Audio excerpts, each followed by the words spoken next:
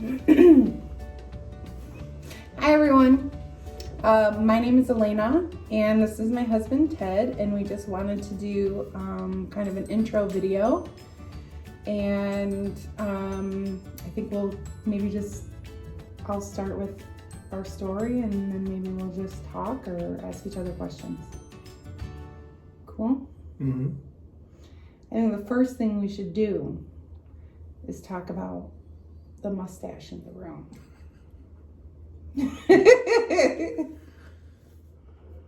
Why don't you talk about that first?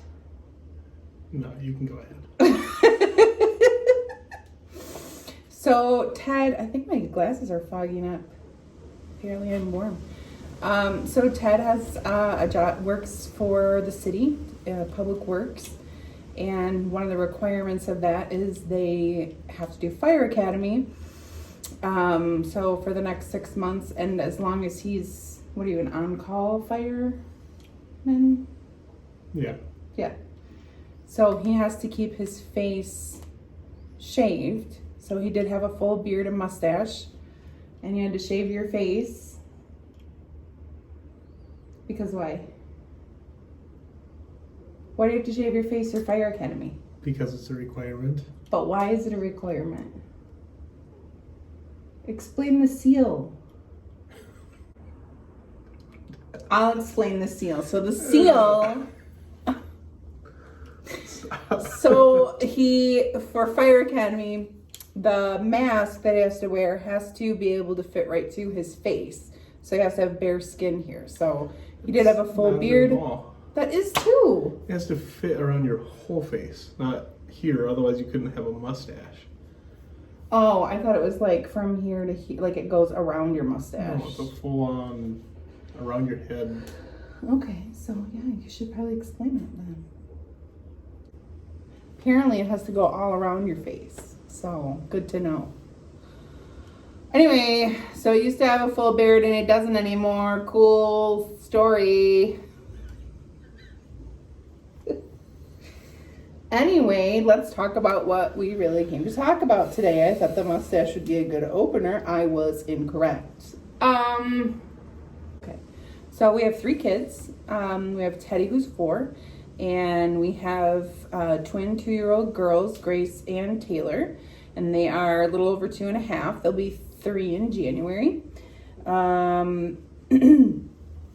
And they were preemies. They were 4 weeks early, and they had been, I don't know, probably about their 1 year. I just kind of started noticing that they're behind. It didn't seem to be anything drastic, and I just assumed that developmentally they would be behind because they were 4 weeks early, and that they would eventually catch up. And in fact, I think I was told that by a doctor, wasn't I? Yeah. Didn't our pediatrician say they might be a little behind because of that? Right. And then that they're 2 year. He said that like between 1 and 2 years old, the development of each child varies so much, but that by 2, everybody's generally on the same page. So he wasn't very concerned about it, and neither was I. I mean, they were little, it didn't really matter all that much. Sorry, opening my pop. But they were, so that's why I thought the whole time that they were just developmentally behind, because they were 4 weeks early. At their 1.5, their 18-month well-child checkup, I mentioned to the pediatrician that they were still not talking, and I was concerned about that. And he kind of said the same thing, you know, let's kind of wait until they turn 2, because, you know, development can vary so much between, you know, birth and 2 years old. So I said, okay. But at their 18-month, he did give me like a questionnaire about autism, and I filled it out, and the questions, I mean, the girls were probably like, whatever questions they gave me, they were matching like half of them. So I thought, you know, that could still be just developmental delay. Autism didn't really occur to me as something that they would have. because they made good eye contact and because they're such lovey, cuddly girls and all that. And then at their 2-year well-child checkup, the doctor said, okay, my pediatrician said, okay, this is a problem. They still weren't talking. He said, this is starting to look like a problem. He gave me another autism, just a written questionnaire. And again, it was like, I don't know, it seemed like there were like 10 questions and it was like 6 or 7 out of 10, the girls, you know, but that varied because of, it was like a rating test, and it still didn't really, I don't think even at that point it occurred to me that they might have autism. It was kind of like, maybe, but I don't know about all that. So then he had me, the doctor at the time said he would refer me to a developmental pediatrician and told me to call early on and hook up with them. So early on is a program through the school system for ages for 0 to 3 years old. And so I contacted them and they were very prompt. They worked a lot faster than the medical community, that's for sure.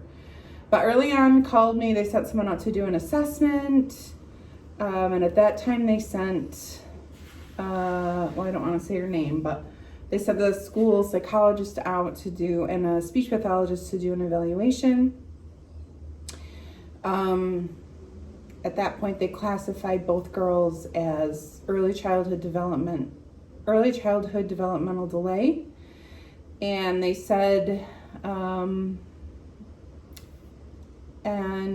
that they qualified for services at that point, which meant that they would qualify for a service provider / social worker to come to our house and work with the girls. It still at this point had not dawned on me that they had autism. And then once the psychologist did her final report, she actually called me and she was like, can I come over to talk to you about it? And I was like, sure. And so Ted happened to be home that day, and we were both there, and she explained early childhood developmental delay, but then she said, I am seeing some signs of autism, but that they would need further evaluation. I don't remember. What did she say about autism specifically? Do you remember? No, I don't remember. We'd have to look it up. You don't remember what she said?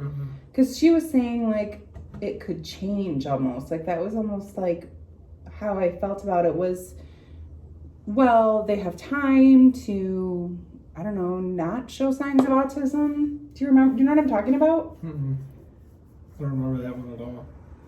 That was back in, like, February or March. Right. I think it was back in February. Because I called them, like, right after their second birthday. Right. So it was back, anyways, it was a while ago. The point is like, she wasn't telling us that the girls had autism. She said she was seeing signs of autism, but that a lot could change and yada yada. Still at that point, I was not really thinking that they had autism until we met our service provider. Just started seeing the girls. He didn't say anything about diagnosis or anything like that. During all of that, though, when he first started coming out to our house once a week, I was still trying to get in contact with, like, the medical community. I was referred to the wrong people several times. Like, I was constantly on the phone to, all these different medical, I had to sort things out and whatever. So we're still waiting because they wanted to do an evaluation on the girls.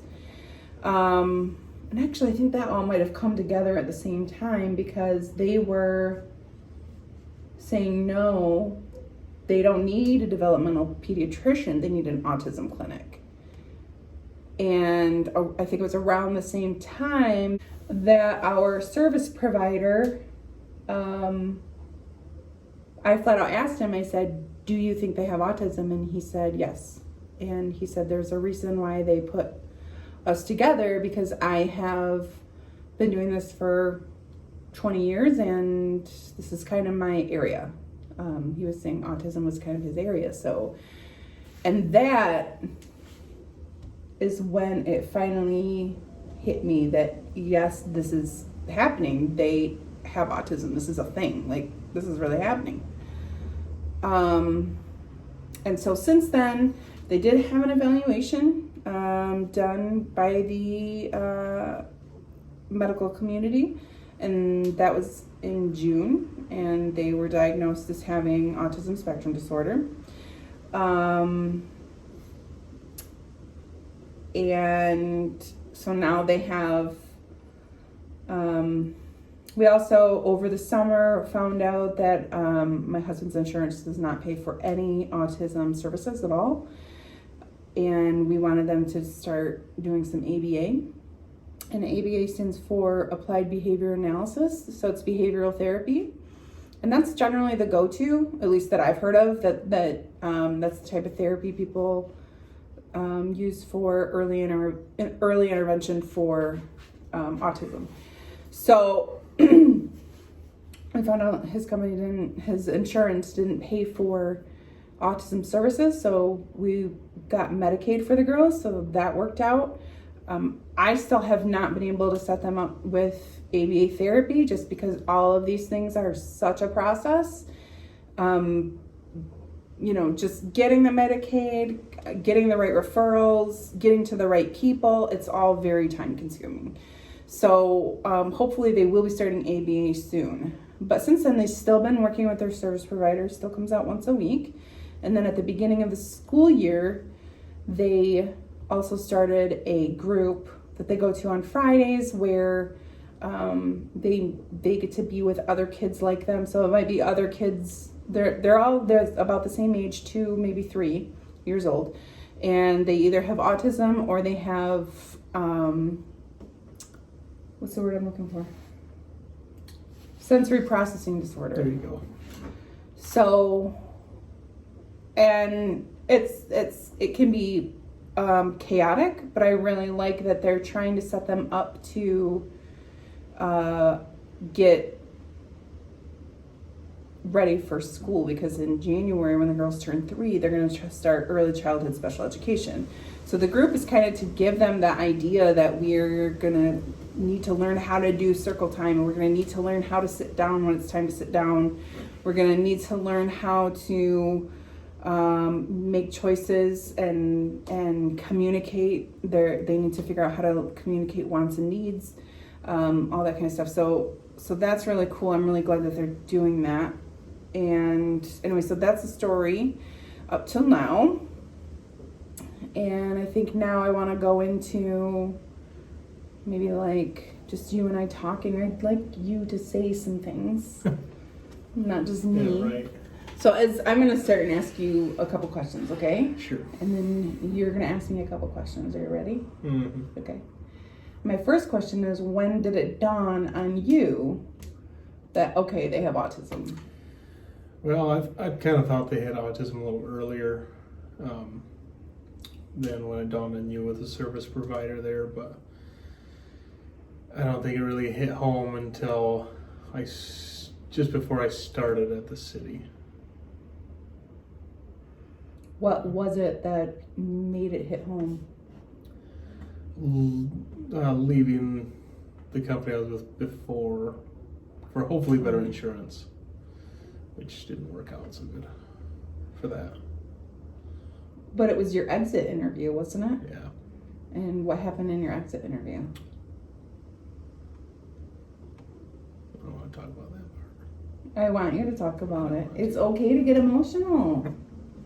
I know. The point of this is that it's real. People know what we're going through, that people who have other kids with autism can relate. Like, it's might be therapeutic. It's not going to be. How you know? Because I don't know. Just try. What happened in your exit interview? Well, in the exit interview, I just kind of broke down and lost it, and had a hard time leaving where I was in hopes to find something better for the girls and our family. Wasn't there something specific that they asked you? Just about insurance. That's what brought it up. Oh. Oh, because you were Better telling... benefits. I see. Yeah.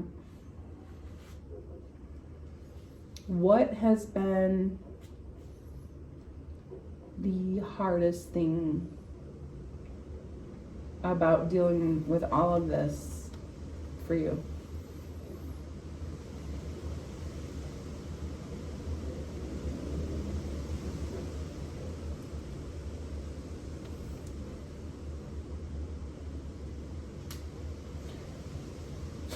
Yeah, I don't know. I just want to point out my husband is incredibly uncomfortable doing this. He is the sweetest, funnest guy I know, and if you met him in real life, he's generally not this uncomfortable. He does not want to be on camera right now, but I'm making him, so. The hardest part is just the slow gains in it. Everything takes a long time. The processes for insurance take a long time. The girls show improvement very slowly. It's a long road. Well, what do you think is next for us and for the girls? What are you hoping to see? I'd really love to see more communication. I'm sure that people with little ones with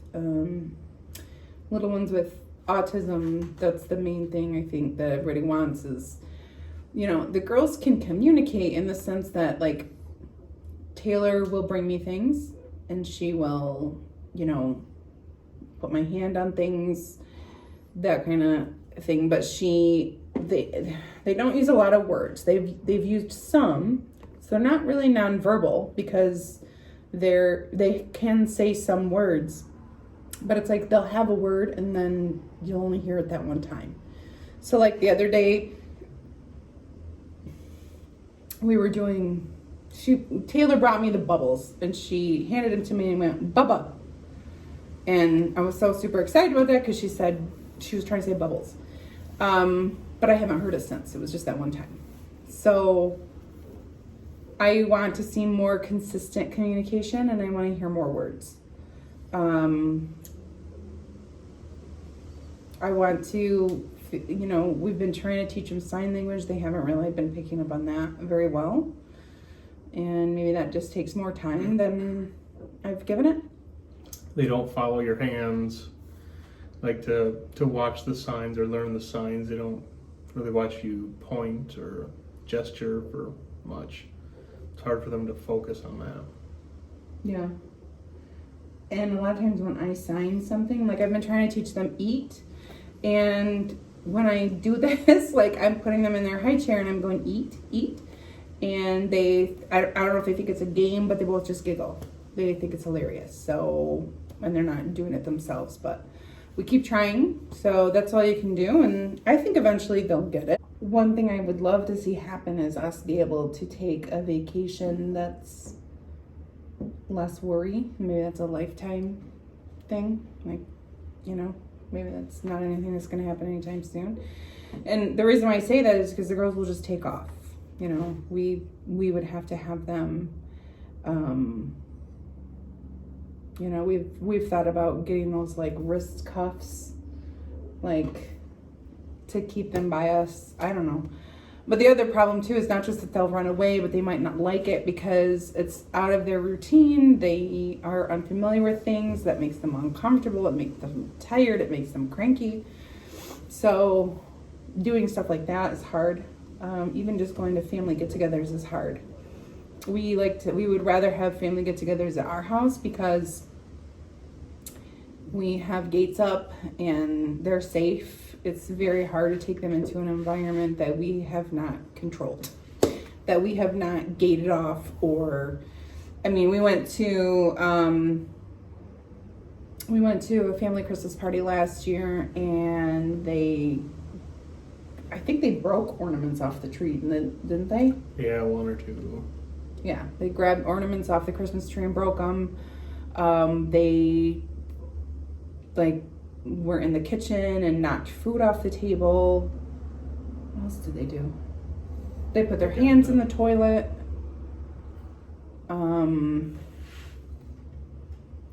They did something else too. Oh, they hit my aunt right in the face.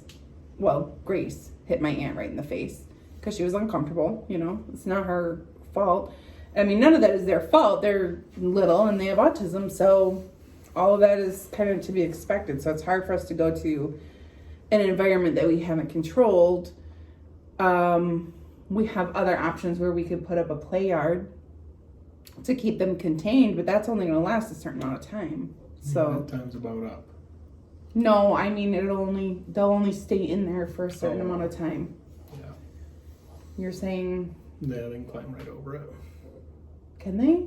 If they wanted to, well, yeah. Are you sure? Oh yeah. Well, in any case, that's a limited thing to do right now because, yeah. I would want to know how it affected our marriage, how it is affecting our marriage. And we've only been married for 5 years, so for a lot of people, we might still be considered newlyweds, but our marriage was pretty strong. Yeah. And I think it's even stronger. Our stress level is very high for a number of reasons. One is the girls have, they have their service provider comes to see us. They have their group on Fridays. Teddy, their brother who's 4, he is in preschool Monday, Wednesday, Friday.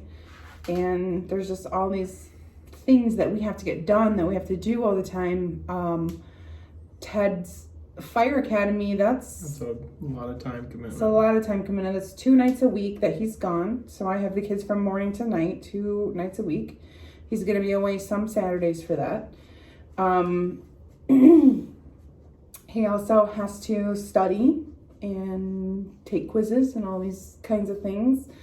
And he also works overtime when they need him. So he's very, very busy, which in turn makes me very, very busy. And I think that we have worry. I have worry about the girl's future. I even worry about Teddy's future. And I worry about my weight a lot. I'm scared that I'm unhealthy and I need to, be around a long time. So I think about that a lot, probably more than I need to. So our stress level, I think, is very high, and I think there are times that I especially can snap at you.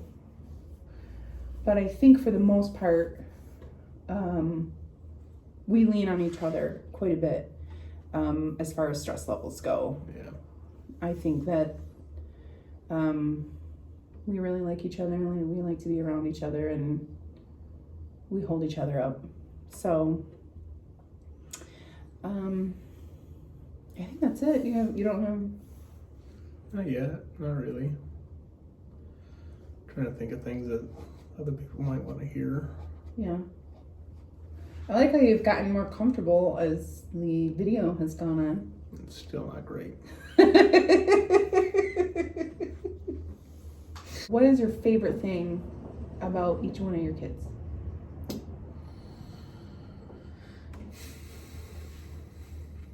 Well, man, there's so many things. Teddy is just a character. You never know with him. He's going to be into all sorts of stuff, and he's just a lot of fun. Taylor is very close and likes to cuddle, and that's always nice. I mean, Grace seems pretty adventurous for what she can. She's willing to literally jump before you're ready. Always. Yeah. I think my favorite things, like I said, Teddy's a character. he's a character, particularly in what he says. I mean, like at school, I mean, he's got friends that are just light up when he walks in the room. I'm sure he's just a character at school. Which I'm really happy that he gets to do. I think sometimes for Teddy, I worry about that too, because Teddy has the girls, but they're not, and I'm sure I might go into more detail about specifics on autism and how it affects the girls. I'm going to do probably a separate video about that, but they're not super social with Teddy. You know, they're more interested in toys than they are interested in Teddy. So he has to figure out a way to socialize with them. He has to meet them where they're at. So he's figured that out already. Like with Taylor lines up toys. Teddy will come in and help her. And then he's figured out how to get Grace to do like a chasing game. But if they get bored or they're not really into it, they're just not going to do it. So yeah, the games might last a minute or two tops. Mm-hmm. And Teddy is just very, very social. He needs to be social a lot. So I think for him that's hard. And I think that making friends at school is like really important to him and important for his growth. So what was I talking about? Where was I going with that? What do you like about the kids? Oh. What I love about, Taylor's very, very cuddly. And I just feel like sometimes she'll just like look right in my eyes and there is that connection where we're just like, she's very mesmerizing. Have you ever noticed that? Like if you're just kind of with her and she's looking at you, like it's just like she does this like stare thing. No. You don't know what I'm talking about? No. Maybe it's just a mama thing. Maybe it could be. Maybe I'm special. But I feel like Taylor is just very smart. She does a lot of, odd behaviors like lining up toys. But there's this one time when I walked up and she had done like this perfect semicircle of cars around her, which it's really funny. Whenever she lines up toys, she'll line them all up and then she'll just kind of stare at them. Like Tom Hanks from Castaway. Look what I have created.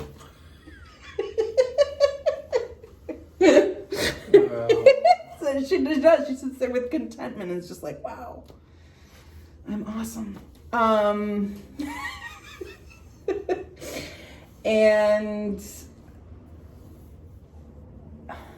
yeah, Grace is very adventurous. Grace loves climbing and jumping, and she giggles a lot. So, but all three of our kids, and we'll post videos of our kids for sure, but they're pretty much the cutest. So, is that it? Is that our intro video? I suppose. It's not getting any better.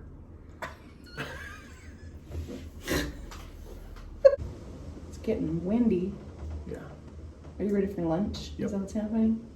Yeah. We gotta catch up on our Survivor. The kids are all napping, so. Not that Teddy naps, but we make him go in our room and watch TV. He gets a quiet time. He gets a quiet time, so we can have a quiet time on the weekends. I think that's it. All right. Thanks, everybody, for watching. Thanks. Bye-bye.